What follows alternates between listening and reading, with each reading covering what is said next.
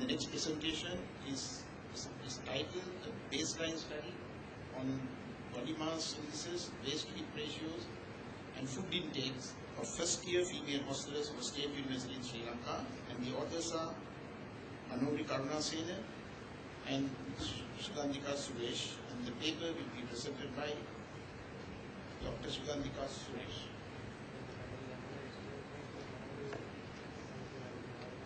Good evening, Chairperson, sir, ladies and gentlemen.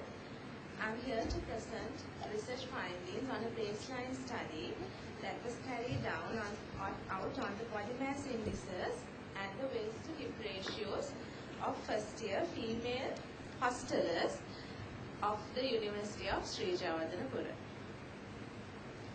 Nutritional status of individuals can be assessed by various methods, and we can do these things by obtaining certain measurements like the weight, height and the circumference measurements.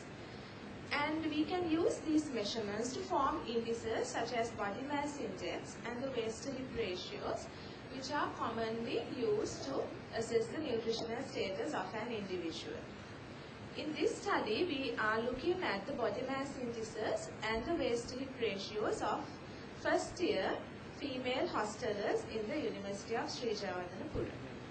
We have selected this study group or the study sample because they are the people who have come from homes to the university, and this is their baseline indices that we are presenting today, but they will be followed up until they pass out to see how these things change over time as they stay in the university.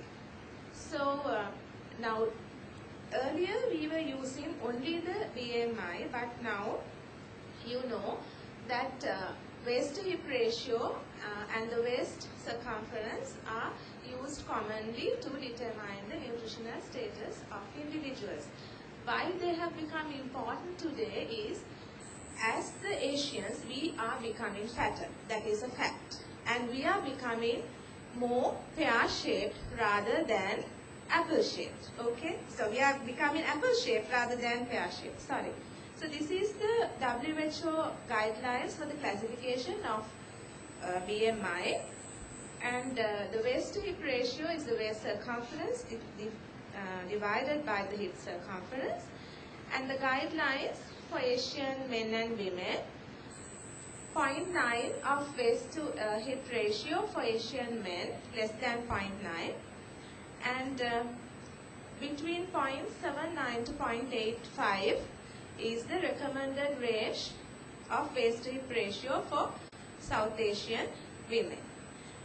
So we will look at the methodology that we have done, and I have told you about the young adult population that we selected, and their eating behavior is typically determined by several factors, and especially biological factors, social-cultural, and especially psychological factors such as freedom from the parental pressure. Now they are on their own and they have the option of selecting what they want to eat. So our general objective was to determine the body mass indices, the waist-to-hip ratios, and associated socioeconomic and food factors of the first-year female hostelers of the University of Sri Jawadanapura. And specific ones to determine the BMI and the waist-to-hip ratios, to identify the relationship between the monthly income and the monthly expenditure level of these students, and to calculate the average intake of the major nutrients, carbohydrate, fat and proteins in this group, and determine their association with the BMI. And we have obtained ethical clearance from the Ethics Review Committee of the Faculty of Medical Sciences, University of Sri Jawadanapura, and we took informed written consent from all the participants who participated in the study. And we have selected 4 different hostels of the university which house the female students. So the sample size was 254 as calculated by a statistician, And the data collection was done using a self-administered questionnaire which recorded demographic data, economical status, and also we took 1 week food records of these students, and they were given specific instructions on how to record their food and drink intake. And we did the anthropometric measurements where we took their hip measurements, the waist measurement, and also the height and the weight using standard instruments. So the data analysis was done using the SPSS package version 16, and p-value was of less than 0.05 was taken as a significant value. And let me move on to the results and discussion. In this group of female students of the university, the average BMI was 19.23, and 49% of this population had BMI less than 18.5. They were in the low BMI group, and 48% had normal body mass indices, and only 3% was overweight.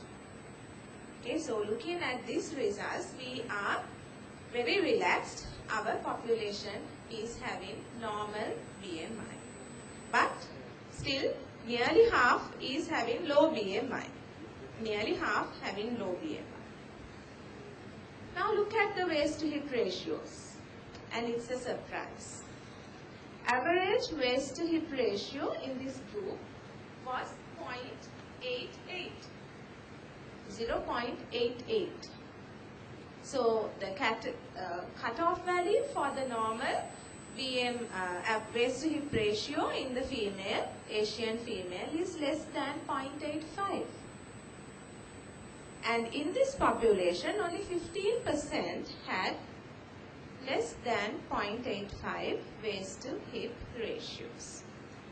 And 63% had in the range of 0.086, sorry, it should be 0.86 to 0.9, 63%, and then 0.9 to 0.95, nearly 22%. So this is the distribution of the income level. So we have categorized them into different income groups. That is their monthly income, and then we looked at their monthly expenditure also, and we saw that the majority of them were having a monthly income of rupees 10,000 to 20,000, despite having the hostel facilities. Now, monthly expenditure, individual expenditure was about 4,500 to 5,500 rupees in the majority of students, and the majority of them were getting scholarships, Mahakola scholarship holders, 2,500 rupees per month. Now the BMI and the waist to hip ratios were significantly higher in students having a higher monthly income and higher individual expenditure. Then we looked at their daily intake of major nutrients, and then we found that the average intake of carbohydrates was around 411 grams, proteins 34 and fats 9, and they consumed rice, dal, bread, noodles and fish commonly than other food items. Then we found that there were statistically significant reductions in the BMI in groups having low carbohydrate, low fat and low protein intakes. So in conclusion, from the findings of this study, we can say that this sample reported a normal BMI but increased waist-hip ratios, and the factors associated with high BMI were higher income, higher expenditure, high carbohydrate, protein and fat intake. And now if you look at the Sri Lankan scenario, the prevalence of obesity is about 20 to 25% at present, right? So the findings in this study reflects the tendency of the Asians to have central obesity. Even though we may not have higher BMI, we have more abdominal fat. So we have taken steps to educate these students, and we are monitoring them. We are repeating it at the end of each academic year to see how this trend changes over time. So this is the baseline values that we are presenting here. So this is some of the references, and I would like to acknowledge all the participants of the study, and then the University of Sri Jawadanapura for the research grants, and also the KDU for giving us this opportunity. Thank you. The paper is now open for discussion. Any questions?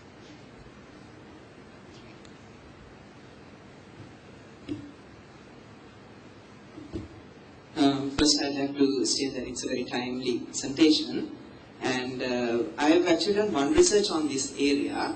When I was a medical student, we actually collected data on the population of the Faculty of Medicine, Colombo, and we figured out that 20% was underweight and 20% was overweight, and the rest happened to be right in the middle, which is somewhat correlated to this study as well.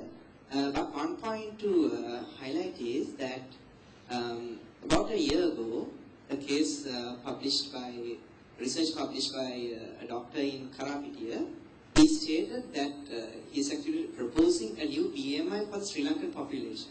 Because now, actually, the Asian population has a different BMI from the Western population. So he is actually proposing a new BMI for the Sri Lankan population, which is the low value would be around 17.8 range. So in that case, if we use his data, his research, and incorporate it here, then our population would fall into the proper range, and then we can actually correlate that waist hip ratio with the corrected BMI, as you suggested.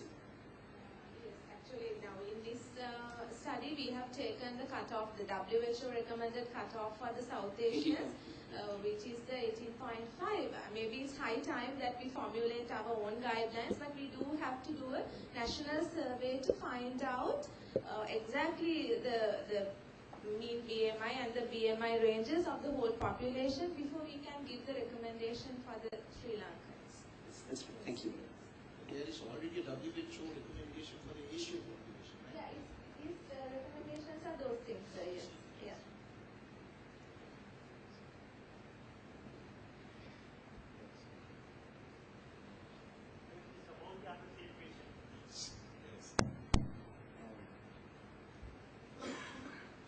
I can see there's an obvious conclusion that if you have money, you will have a high risk ratio, irrespective of your BMI.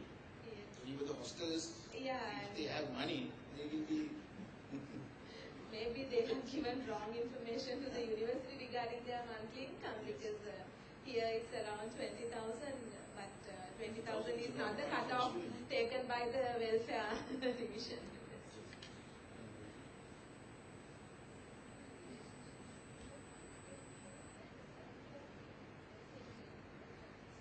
We have not done a qualitative assay, madam, but we have only calculated the percentage of major nutrients.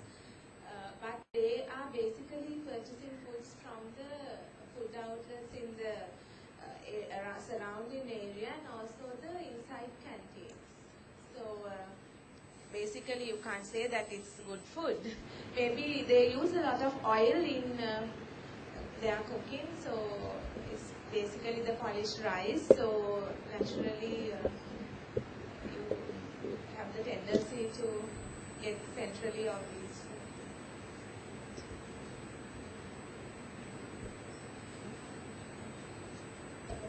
When you selected the first-year medical students, or first-year students, hostelers, they are in a changing phase, isn't it? They are coming from the mother's kitchen to the Yes.